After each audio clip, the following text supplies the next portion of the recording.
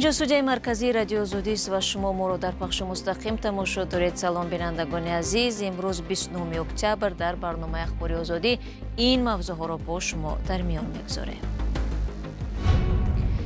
مذاکرات صلح طالبان افغانستان با پاکستان به نتیجه نرسید و دو کشور در روبروی جنگ نو قرار گرفتند. آب در خانه قدر ندارد. راهبندی و جامه پوشانی به بلاگران خارجی و مجازات و زندانی شدن بلاگران داخلی کارشناسان را ناراحت کرده است. از بلاگرهای به معنی پیروی میکنند و آنها تقلید میکنند. و در نویه اسپیتامین اهل اولیه سوغدیانه طلب دارد که مسئول بدبختی آنها مادر دوست پسرش به جوابگری کشیده شود. دختری من به زیر خاک رفت. 6 ماه باز میدوم. چاره بینید میگویم. یگان مقامات چاره نمیبیند. اما شروع میکنیم از اون که در تاجیکستان همه آموزگاران از خدمت حربی آزاد میشوند. خبرگزاری آزیا پلوس روز 29 اکتبر نوشت که در این باره وکیلان مجلس نمایندگان تغییرات به قانون درباره عهدهداری حربی و خدمت حربی را قبول کردند. طبق اصلاحات نو آموزگاران در دوره فعالیتشان از خدمت حتمی حربی آزاد میشوند. قبلا چنین امتیاز را فقط آموزگاران دهات داشتند. تغییرات نو بعد تصدیق شدن از جانب مجلس عالی و امضای پرزیدنت و نشر گشتن در مطبوعات به حکم اجرا می درآید. گفته می شود اصلاحات زیرین به خاطر حل مشکلات نارسایی آموزگاران و بلند برداشتن مقام آنها وارد شده است. طبق امور رسمی در سال خوانشی 2025-2026 در مکاتب تاجیکستان بیش از 3800 معلم نمی رسد. حکومت پاکستان اعلان کرد مذاکرات آتشبسی دائمی با طالبان افغانستان که چند روز این جانب در استانبول ترکیه جریان داشت تا جای نرسید و احتمال جنگ نو میان دو کشور همسایه واقعی به نظر می رسد. ماه روان بر اثر درگیری ها میان دو جانب 10 نفر کشته و زخمی شده بودند. موضوع را همکارمان طاهر سفری ادامه می‌دهد. حکومت پاکستان روز 29 اکتبر گفت مذاکرات برای برقرار کردن آتشبس دائمی با افغانستان نتوانست راه حل عملی را پیدا کند و هشدار داد که برای محافظت شهروندانش اقدام می‌کند.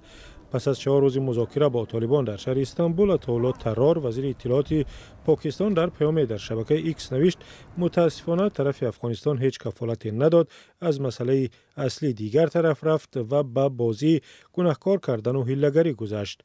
گفتگوهای استانبول با میانجیگری قطر و ترکیه با هدف تامین صلح بین پاکستان و افغانستان بعد آن برگزار شد که درگیری‌ها در مرز بین نیروهای پاکستان و طالبان 10 کشته بر جای گذاشت. حمله‌های ارتش پاکستان در شهر کابل و ولایت پکتیکا صورت گرفت و سپس نیروهای طالبان در اطراف خط دیورند در مرز دو کشور به نیروهای پاکستانی حمله کردند. در جریان درگیری‌ها در اول همین ماه بیشتر از 70 نفر کشته شدند. درگیری بعد از ترکش‌های روز 9 اکتبر در کابل آغاز شد که طالبان آن حمله‌ها را کار دستی پاکستان می‌شمارند. پس از اینکه آتشبس اولیه 48 ساعته پایان یافت، آتشبس دوم روز 19 اکتبر در جریان مذاکرات در شهر دوحه پایتخت قطر برقرار شد. وزیر اطلاعات پاکستان روز چهارشنبه دیگر باره طالبان را و پشتیبانی پیوسته از تروریستان متهم کرد که پاکستان را هدف می‌گیرند. پیش از آغاز مذاکرات در استانبول، خواجه محمد آصف وزیر دفاع پاکستان هشدار داده بود که اگر مذاکرات نتیجه ندهد بین دو طرف جنگ آشکاری برمیخیزد. عبدالمتین قانی سخنگوی وزیر امور داخلی طالبان روز 28 اکتبر گفت که به هر گونه حمله جواب می‌دهند که برای پاکستان و دیگران درس می شود. حکومت پاکستان ادعا می کند گروه‌های تروریستی از جمله تحریک طالبان پاکستان در قلمرو افغانستان فعالیت می‌برند و از آنجا حمله‌ها به خاک پاکستان را طرح‌ریزی می‌کنند. ادعایی که حکومت طالبان در افغانستان رد می‌کند. برمیگردیم به تاجیکستان. در این کشور سالهای اخیر در سطح دولتی به مثل پرزیدنت ها استقبال پردبدبه بلاگران خارجی با راهبندان و کرنه سرنای و چهربال های خصوصی زیاد به نظر می رسد. تشکیل کنندگان چنین چاره‌بینی ها اصرار می ورزند که بازدید این بلاگران به معرفی کشور در بیرون از تاجیکستان کمک می کند. اما کارشناسان میگویند این گونه دعوت‌ها نمایشگرانه بوده به رشد بخش سیاحی کشور تأثیری جدی نمی‌رسانند. همکاران ملیشیر ظریفی و زرانگیز نوروز شو با جانب هم صحبت شده در این باره گزارش تهیه کردند. тақдими ҷомаву тоқии зардӯзӣ, айфони навтарин ва мулоқот бо шахсони баландпоя. истиқболи бо дабдаба як блогери доғистонӣ дар Тоҷикистон бори дигар шеваи даъвату пазироии чунин чеҳраҳоро дар Душанбе доғ кард. Асҳоб Тамаев, блогери чечентабор, ки бо намоишкориҳояш дар шабакаҳои иҷтимоӣ шинохтааст, чанд рӯз дар Тоҷикистон буд ва намоиш медод, ки чӣ гуна ӯро мизбонӣ карданд. мо дар кишварҳои мухталифи иттиҳоди давлатҳои мустақил будем ва шояд зеботарин ва ҷолибтарин кишвар Тоҷикистон аст. ман муттаҳир шудам. Асҳоб Тамаев аввалин нафаре нест, ки дар Тоҷикистон бо чунин шева истиқбол мешавад. Суоле, ки дар шабакаҳо баҳсбарангез шуд, ин аст, ки чунин меҳмондориҳои серхарҷу пурташвиш чӣ аҳамияте барои кишвар доранд. ба назари идае барои ҷалби сайёҳону пешрафти иқтисод муҳиманд. ман фикр мекунам пешвозгирӣ ба дабдаба ин аз як тараф натиҷаҳои хуби хича дорад, ба мисле ки туризм бисёр мешавад. ба гуфтаи Доди Худо, Тоҷикистон блогери шинохтаи ҷаҳонӣ надорад, ки сайёҳонро ба кишвар бикашанд. Бинобар ин ҷалби хориҷиён барои муаррифии кишвар муҳим аст. мақомотам, ки эҳтимол аз ташаббускорони чунин маъракаҳост, маъмулан сабабро тарғиби имконоти сайёҳӣ мегӯянд. бархе таҳлилгарон назари дигар доранд. از جهت اقتصادیش نمیترسم، من از جهت معنویش میترسم که وقتی به این هم کودکان ما امروز روی به شبکه‌های اجتماعی آوردن و همین بلاگرهای بیشتر به معنی از بلاگرهای به معنی پیروی میکنن و اونها تقلید میکنن و همین وقتی که ما بلاگرهای خارجی دعوت میکنیم این بیشتر میشود همین پدیده. таваҷҷӯҳи беш аз ҳадди Душанбе ба чеҳраҳои маъруфи шабакаҳои иҷтимоӣ аз хориҷ дар ҳолест, ки бархе аз блогерону хабарнигорони тоҷик дар зиндонанд ва гурӯҳи дигари ҷавонони фаъол, олимону ҳунармандон дар хориҷ аз кишвар кору зиндагӣ доранд.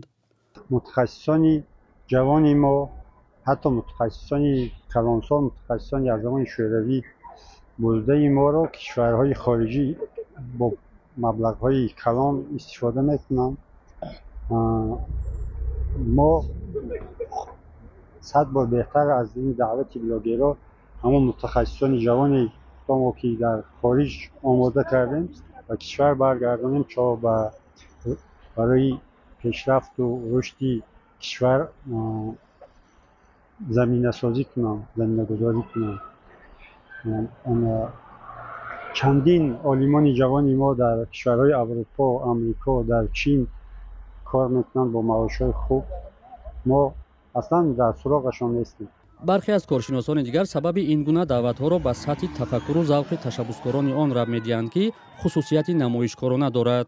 ин ҳам дар ҳолест, ки бархе аз онҳое, ки дар Душанбе дар сатҳи баланд истиқбол мешаванд, дар кишварҳои худ чандон шинохта нестанд.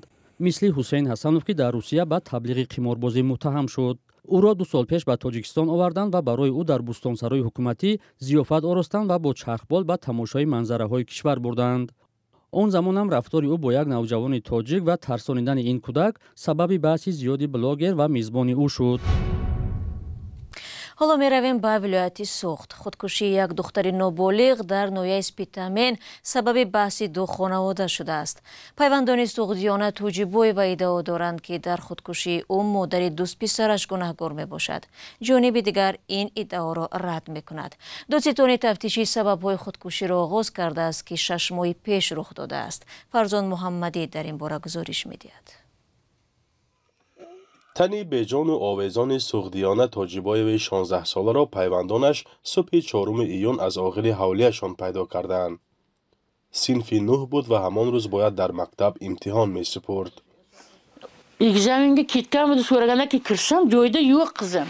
ба имтиҳон рафт ё не гуфта ба хонааш даромада пурсиданӣ шудам, ки даромада бинам дар хонааш нест наберам. ҳуҷраашро ба тартиб овардагӣ, вале кафшаш дар беруни дар истодааст. ҳама ҷойро кофта ва ба ҳазор фикру хаёл рафтам. давида ба оғил рафтам, бинам худашро овехтааст.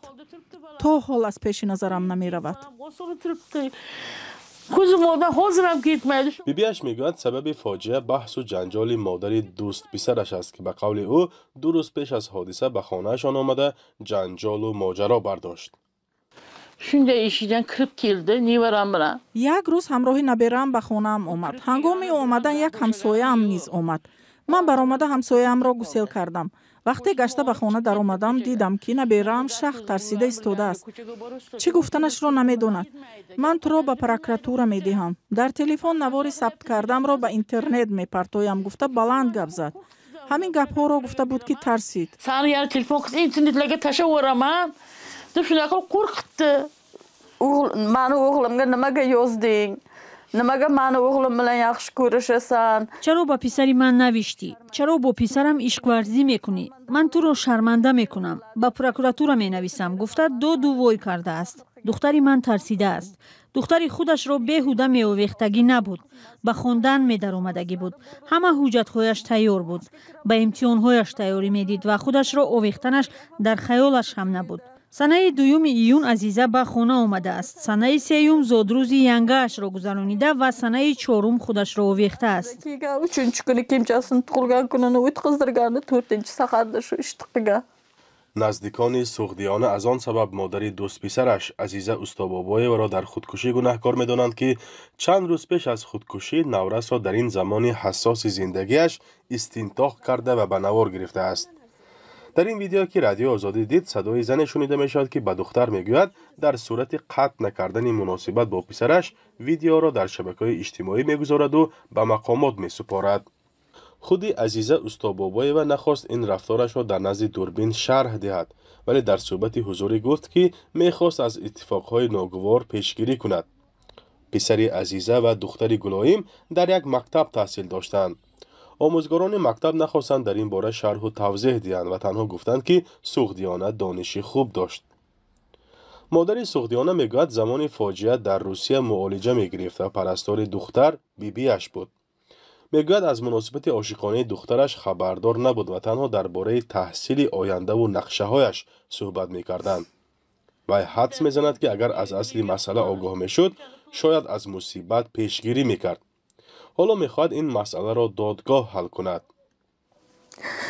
Устобобоеваning jazosini beraydi konam yo'q, mana yuribdi mazza qilib. Устобобоеваро шахси ҷазо медодагӣ пайдо нашуд то ҳол. Вай озодона гаштааст. духтари ман ба зери хок рафт. 6 моҳ боз медавам. чора бинед мегӯям. ягон мақомот чора намебинад. мисле ки чизе нашудааст. дар дуконаш мазза карда шиштааст. Mana mazza qilib hech narsa bo'lmaganday. дар Тоҷикистон солҳои ахир қасди худкушӣ ва ё мавридҳои худкушӣ зиёд шудаанд. бар асоси омори додистонии кулли Тоҷикистон соли 2024 дар кишвар 259 нафар занону духтарон худкушӣ карданд ва ё қасди онро доштанд. дар байни онҳо ноболиғон низ зиёданд. мақомот аз мавридҳои зиёди ба худкушӣ расонида низ иттилоъ додааст. равоншиносон сабаби зиёд шудани чунин ҳодисаро беэътиноии падару модар ба эҳсоси наврасон ва надонистани шеваҳои муомила бо онҳо дар ин айёми ҳассос гуфта буданд. фарзон муҳаммадӣ, радиои озодӣ, ноҳияи Спитамин. ва хабари дигар, мақомоти расмии амрико гуфтанд, ки раиси ҷумҳур Дональд Трамп бо раҳбарони 5 кишвари Осиёи марказӣ мулоқот мекунад. Хабаргузории Reuters рӯзи 28 октябр бо такя ба як манбаи огоҳ аз ин ҳамоиш навиштааст, вохӯри раҳбари амрико бо президентҳои Тоҷикистон, Ӯзбекистон, Қазоқистону Қирғизистон ва Туркманистон ҳафтаи оянда сурат хоҳад гирифт. масъулини қасри сафед ин мулоқотро, ки бино ба гузориши Reuters қарор аст рӯзи 6 ноябр баргузор шавад, шарҳ надоданд. тафсилоти ин хабарро бинандагони азиз шумо метавонед дар вебсайти мо пайдо кунед. дӯстони меҳрубон, ба ҳамин тартиб 15 дақиқае ки дар ихтиёр доштем ба поён расид. ташаккур аз якояки шумо ки пайваста моро то поёни барнома тамошо мекунед. хабару гузоришҳои бештар аз инро метавонед дар сомонаи мо озоди.tj ва ҳамин гуна озоди видео дар YouTube тамошо кунед. саҳифаҳои мо дар шабакаҳои иҷтимоӣ Instagram, Facebook, Telegram ва TikTok низ фаъол мебошанд. то барномаҳои фардо худро эҳтиёт кунед ва худо нигаҳбони ҳар якатон бошад.